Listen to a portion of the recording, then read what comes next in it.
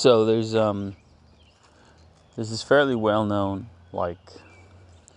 red line is dividing basically the false and the real left wing.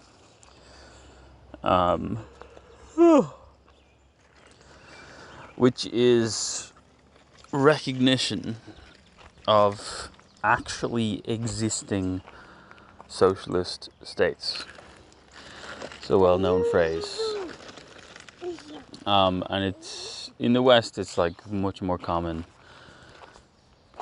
This might be changing a little now, but generally for a long time it's been much more common to basically not recognize any actually existing socialist states, or often enough sometimes maybe one or two picked out that are of lesser actual importance in influence in the world market. And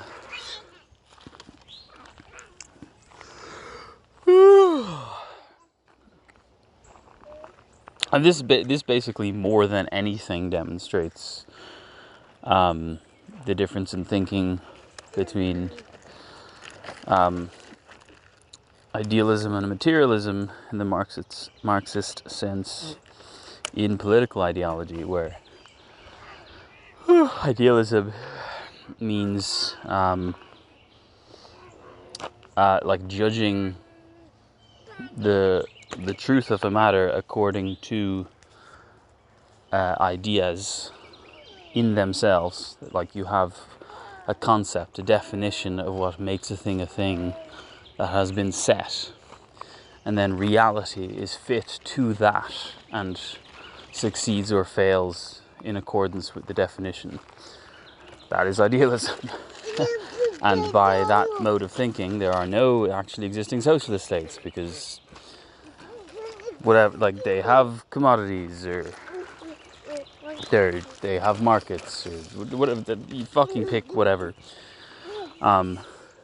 These arguments can be dismantled one by one and blown apart with context and such, but it's not really relevant because the point is deeper. The materialist sense of... Where are you going? Wait. So the materialist way of thinking is instead that that reality is reality, and that ideas are necessarily formed according to good recognition of and working with just what is there. So any term is at bottom, it's about what actually does exist, already, necessarily, definitely, it's there. And the value of a term is about how effectively it makes you at analyzing that. So according to this way of thinking,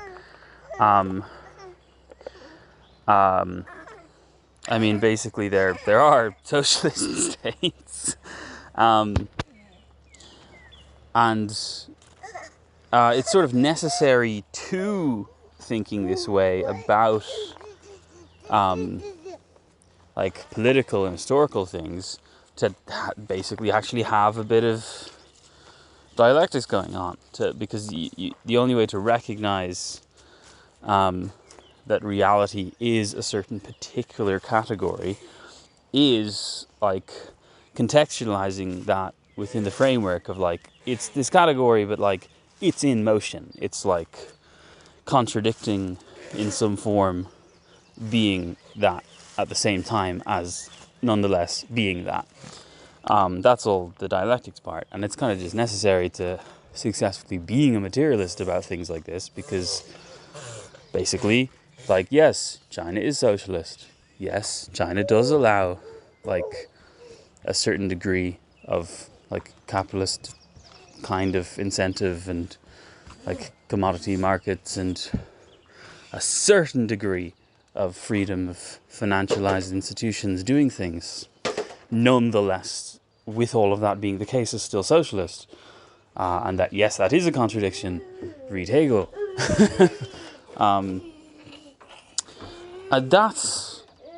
That's like the materialist form of talking about socialism. So anyway, that's like idealism, materialism, actually existing socialist states, as clarifying that distinction. So I don't actually want to talk about any of that. Again, that's context. I want to talk about applying this sort of distinction and this way of thinking to something that will sound a little silly maybe, but something that I just see so common, people throw around all the time, which I think is so wrong. So wrong. It betrays such a bad way of thinking. So I want to talk about actually existing perfection, which is thoroughly meaningful. It's absolutely an appropriate sort of thing to believe in and talk about, and like be referencing reality effectively. But perfection, sort of by its nature and concept, is just like extra hardcore, like brings out idealism in people, because what people think they mean by perfection, if they think about perfection in isolation, like on its own, like what is it, without grounding themselves in reality, they think it's without flaw. That's what it obviously means. But that's idealism. And then when you go to reality, you're like, oh, well, nothing's without flaw. And this is the sentiment I want to talk about. The sentiment that perfection doesn't exist and cannot exist, and it's foolish to ever think it could exist. This is such a common like sensibility, talking about all sorts of shit. And I despise it. It's completely wrong. Because you just have to, if you actually just think clearly, it's so obvious that people meaningfully employ the concept of perfection very regularly. They just say, oh, this was a perfect moment, or like, oh, that was so perfect, blah, blah, blah. So you can have a materialist idea and expression of what perfection is. And that is perfection that actually fucking exists. Before you define it, it exists. That's materialism. So what is perfection? Because it's not without flaw, because that's dumb. That doesn't mean anything. Like, the fact that you know there's not going to be anything without flaw doesn't mean nothing can be perfect. It means that you're wrong about what perfect is. Because obviously perfect is a thing, because people keep fucking saying the word, no matter how much you say nothing can be without flaw. So perfect doesn't mean without flaw. Perfect means with grace.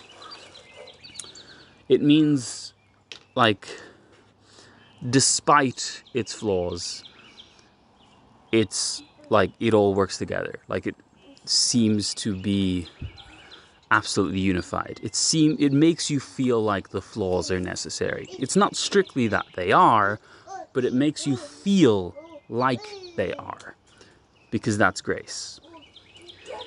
So that's actually existing perfection. And this is just so obvious if you just throw out the idealist framing of the term and just think about how people use the word when they use it. Like when they don't, not when they use it in this stupid analytical sense that comes with the idealist baggage of like, oh, well, nothing's perfect, but oh, it's pretty great. But when people just without thinking use it, when people just say like, oh my God, this was perfect.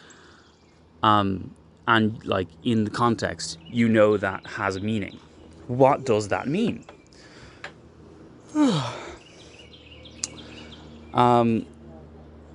So like I said, it's grace. And with that, I mean, I should just talk about examples a little bit, sort of. Like, so I'm just going to talk about some of my favorite things and sort of like, then work through that. So, in service of my hot take that you should call things perfect, I'm going to try and like give some really fucking ice cold takes. I don't want to be too exciting here. Like, I'll talk about what I agree with is like the best, but for the purpose of the argument, I can't give like a hot take on what's perfect. I have to like say what you already know is kind of perfect, or what you already know a lot of people think is perfect, to sort of reference the fact that it already exists, like in social language, that this is actually the more appropriate way to use the word. So what's some perfect stuff?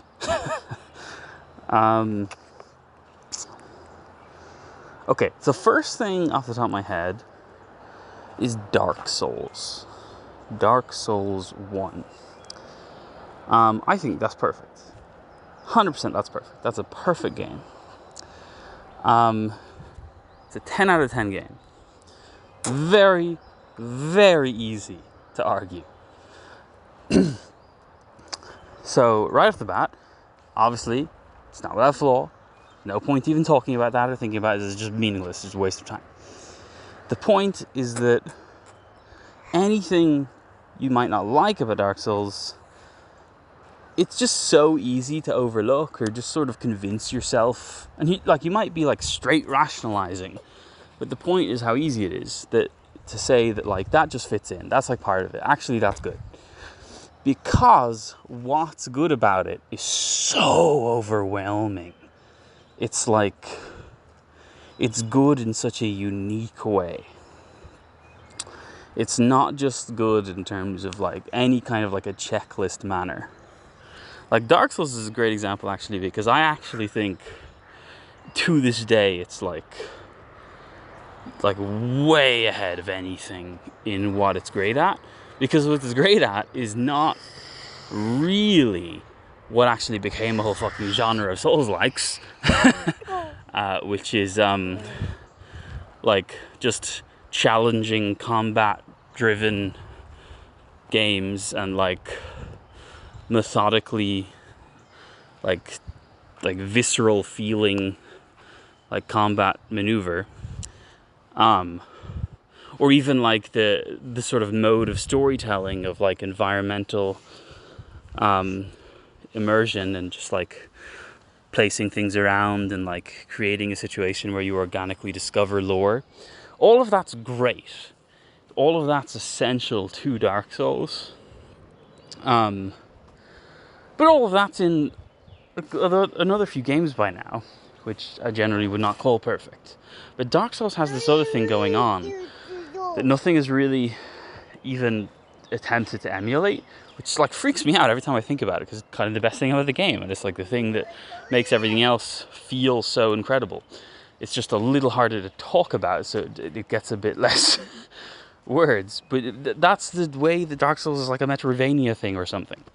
It's the crazy, like, multi-layered, self-entangled, unified world level design.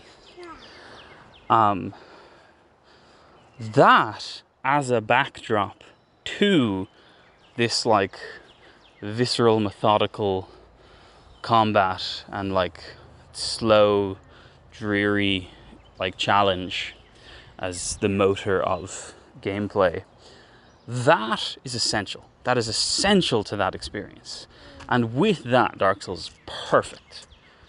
Dark Souls is perfection. Dark Souls is 10 out of 10. If you come at me saying Dark Souls is a 9 out of 10 game because ultimately nothing is perfect, there'll never be a perfect game, you're just the biggest idiot in the world.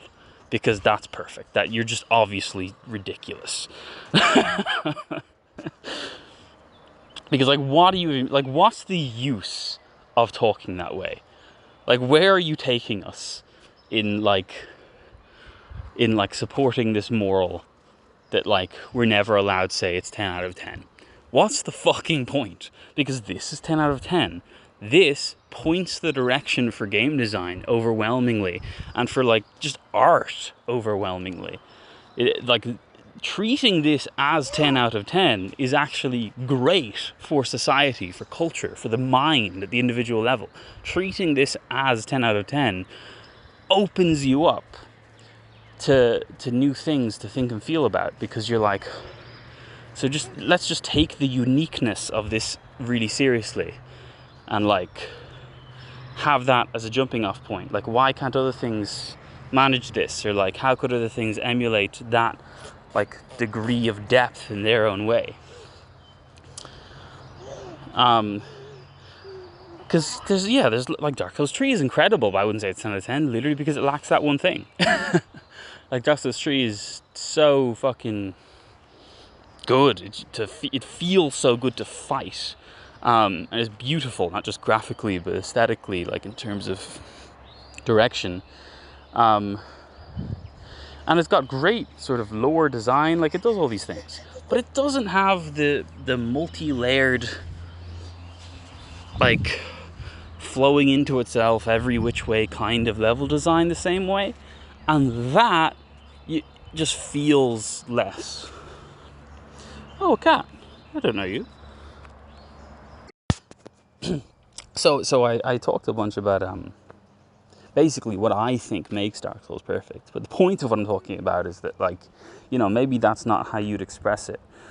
Or, you know, your friend who agrees with that would express it or whatever. But like, the point is it's like well known, it's like mundane, it's cliche to value Dark Souls that highly. And obviously it's something which it's meaningful to say it's perfect.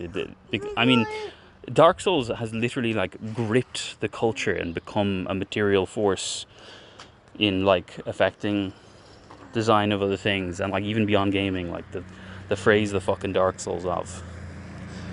So you're not the it of if you're a fucking 9 out of 10. A 9 out of 10 is not the fucking thing of blah. That wouldn't happen. So another just boring as fuck obvious example is the Dark Souls of film law. Citizen Kane, obviously 10 out of 10. Obviously a perfect film. Boringly, obviously a perfect film. Not even, like, not my favorite film. Not even my favorite Orson Welles film, to be clear. But great example. Because it's the same thing. It has this incredible holistic integrity where everything about it feels like it had to be that way. It just feels that way. It feels like it all comes together so crucially. It feels like it has this extremely strong, unique identity. And that this is like overwhelmingly moving when you're like in the right state of mind to take it in wholly. So again, to just sort of give my 2 cents, because like just passionately articulating why it's so good from an individual opinion is sort of the most effective way of portraying the impact it has. So Citizen Kane is like what everyone always says is it's like it's got well, maybe not this language. It's got this kind of like structural independence. It's got this kind of heritage of the form of theater a bit or something, and it just exists at such a perfect time in the history of film that it's like extremely playful with the form. Kane.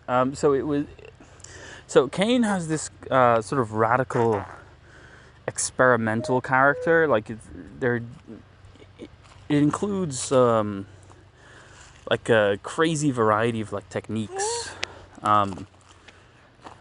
Just a lot of different kinds of like using imagery in interesting ways. Just the pacing's interesting. Like everything about it is just fascinating and like really revealing about what film can do and how. And all of that plays together really well. Like it comes together. It's like both avant-garde and just extremely like easy to like enjoy as a plot, basically. Like it doesn't necessarily feel that way to a lot of people today because it's just kind of old. Like if you're not used to black and white, or you're not used to the generally like slower, like speech-driven kind of stories that's just like films before fucking blockbusters. But just put that out of mind if you're just like able to watch films like that. It's a pretty easy to watch film.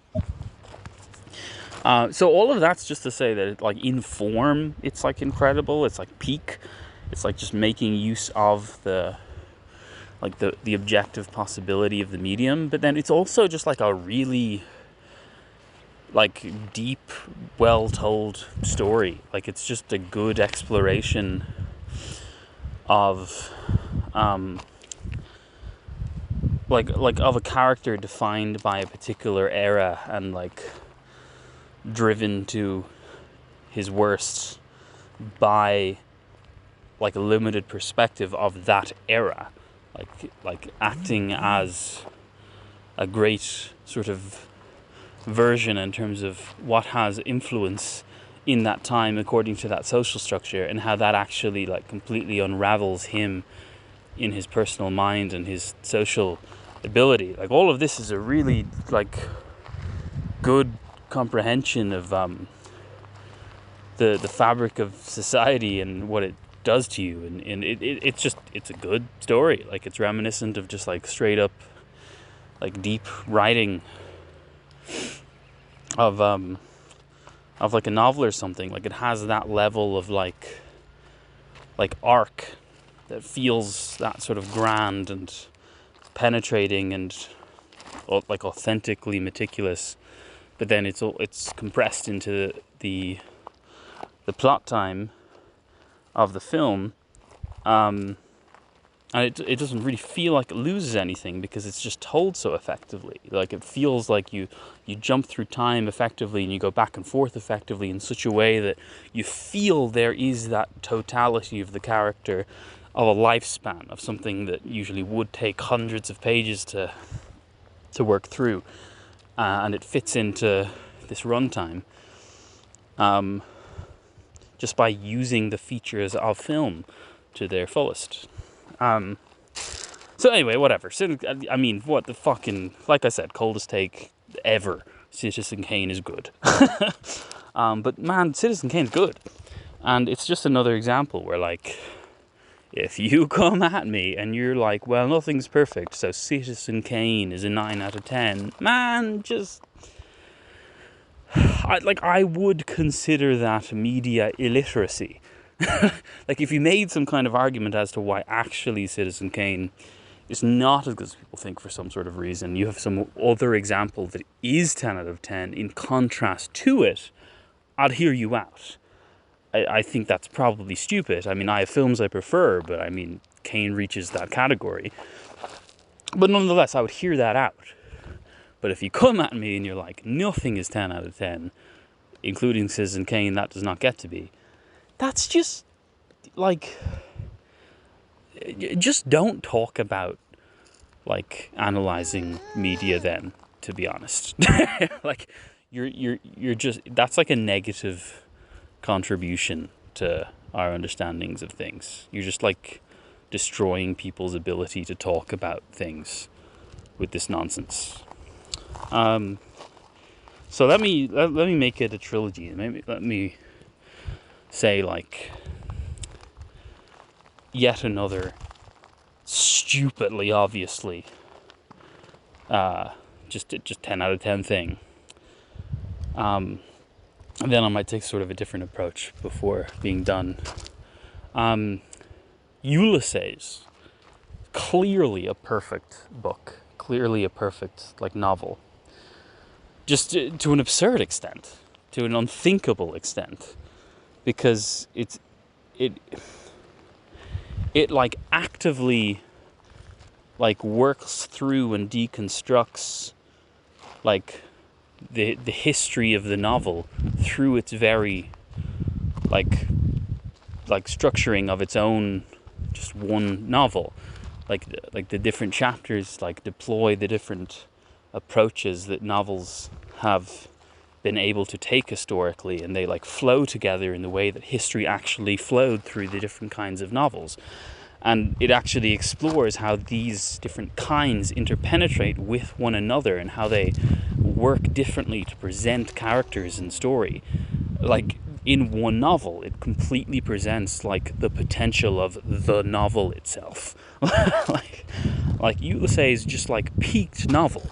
Ulysses just achieved novel completely. Like, to say Ulysses is anything, even the slightest bit remotely less than perfect for what it is, again, this is just illiteracy. Like, and this is not a hot take. This shouldn't be hard to convince you of. Just read fucking Ulysses. Read some other books. I mean, people don't do that much these days, but still, just imagine we're talking about literate people. Just read a couple of fucking novels. Read Ulysses. Like, Ulysses, it's actually just, like, decrepit to argue that Ulysses isn't perfect. It's so past perfect, it's just ridiculous. Not to say that, like, it's, like, more than perfect, as if that meant anything, because, like, the word is meaningful as, like, the peak, but, like, the point is that just it so definitely clears the threshold. That is most certainly the case. It, like, achieves the categorical frame of it being appropriate to say it's perfect, and it being not appropriate to say it's not perfect. It's just how to properly talk about it. Is that it's the perfect novel, it's the perfect book. It just is. It's clearly and again, it's both in its, like, form, how it uses what a novel could do in terms of like, just the writing, like, line to line, page to page, but then also the sort of structure of the chapters and how they interlink and this sort of thing. But then also it tells this incredible story that, like, it tells this story that, like, it has this potential impact, this life-changing revelation of character depth that, like, wholly justifies the ridiculous, extravagant level of, like, decryptable structure that is there. Because it tells this story of essentially contrasting the young man with the mature in this just really revelatory way, just, like, through raw living. Because the young man is sort of, I mean, the young man, Daedalus, is, like, following on a sequel from the prior book that was this coming of age story, but it, like, culminated in him as an intellectual, as, like, escaping his sort of childlike notions, but only really arriving onto like a merely intellectual frame of thought. And then that's where he is at the beginning of Ulysses. He's just sort of gotten even further into it, but then he's just suffering the inevitable depression of prioritizing concept over, like, raw living. And then this is contrasted just bluntly, like, not without really telling you, which is so obviously, with Bloom, who's just fucking eating his whatever and just walking around and just being just gracefully mundane, just being life. Like, Bloom is the most rich character to think with there is, and it's just because he's just doing nothing but living, and, like, the structure sort of. Alright, a whole day just went by. I probably said enough about Ulysses anyway, because the point was just, like, you're dumb as fuck if you don't think Ulysses is, like, absolute peak. So that's like a nice little trilogy. I didn't plan that at all. That's probably enough about, like, examples. So I want to talk a bit about, like why this, like, matters in my opinion, like, why I, like, care about this. Because, like, so that's just, like, you know, that's just some formative, like, background noise to, like, when I'm thinking about this, or like, it comes up in my head, like, people misuse the word in bad analysis. Like, whenever you get this this idea that, like, nothing is perfect, nothing could be perfect, I find it dishonorable. That's why it actually aggravates me. I find it, like, kind of detestable, because it betrays Philistinism. It betrays like an inability to comprehend canonical works, that there is this sort of like ultra level of thing that just necessarily acts as the reference point for everything else, that like it just shatters preconceptions and defines the new history from there.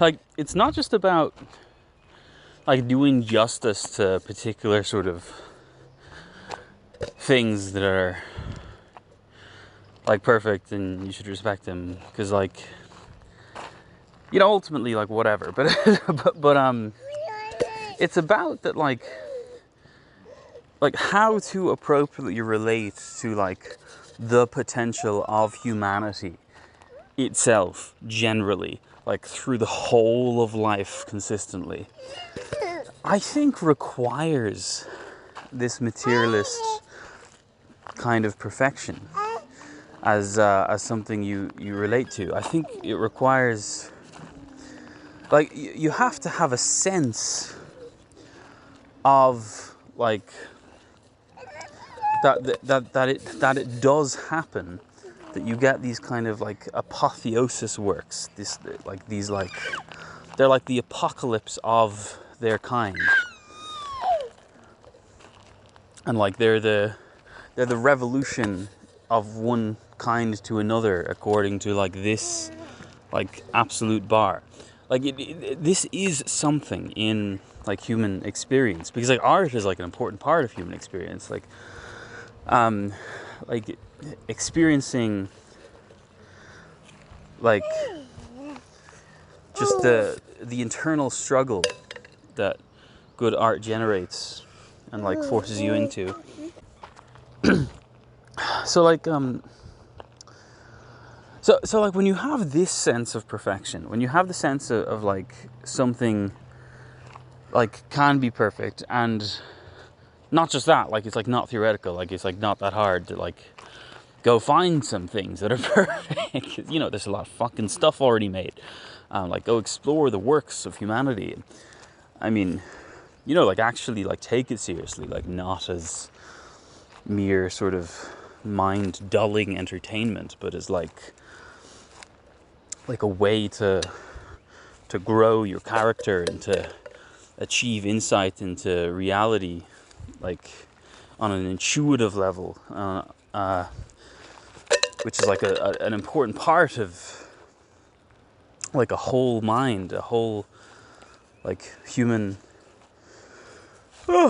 like mode of knowledge. Like you can't just fucking engorge yourself on data. Like you're gonna be a shit interpreter, because the mind is complex and reality is complex, which means intuition is like ultimately essential and like really more important than like mere reasoning.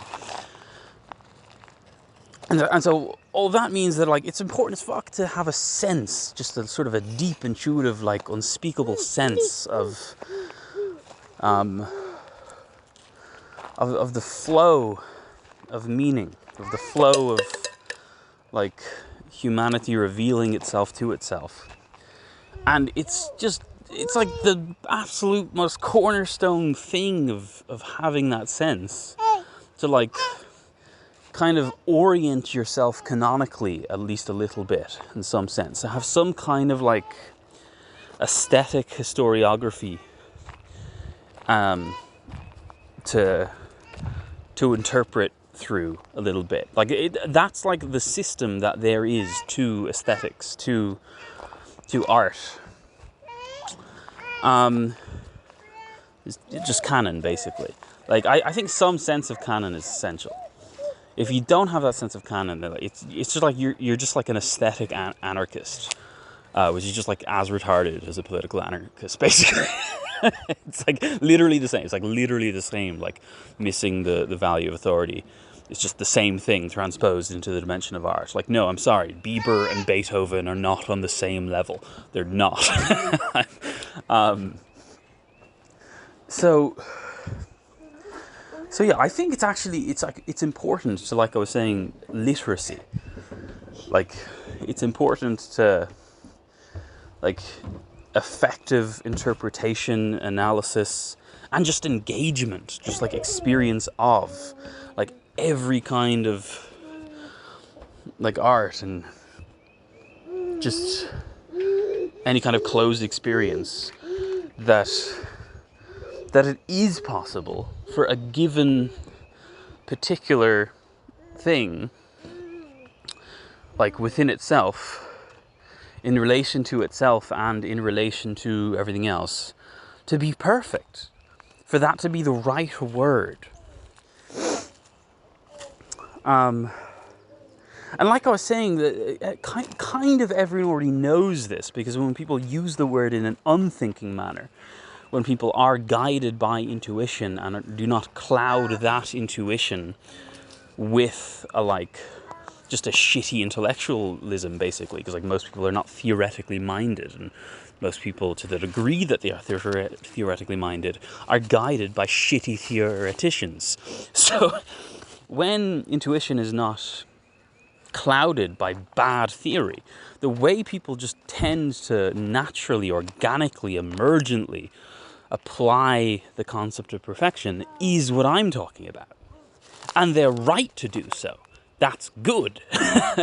Because what that is like a natural inclination to seek out, like, canonical works, and a natural inclination to frame certain works as such and orient by them. And doing that makes you better at exploring and engaging with and analyzing all works, because it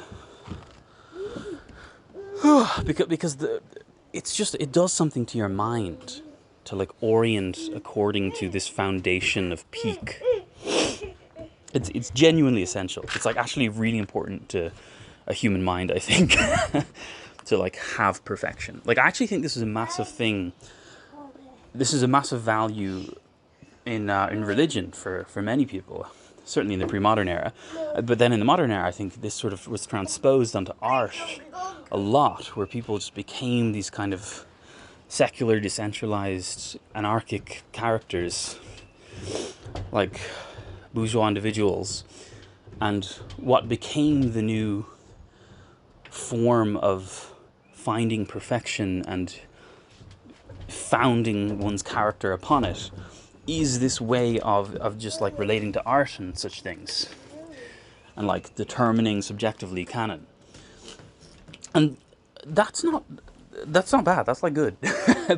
And, like, you can be shit at it. You can get people out there that are like, man, this particular fucking slice of life anime is, like, the greatest work ever. And, like, fucking go read Tolstoy. Shut up. But but in essence, like, as a general sort of stance, as, like, a type of engagement of character, that's, like, good. That's actually wise. It indicates something good.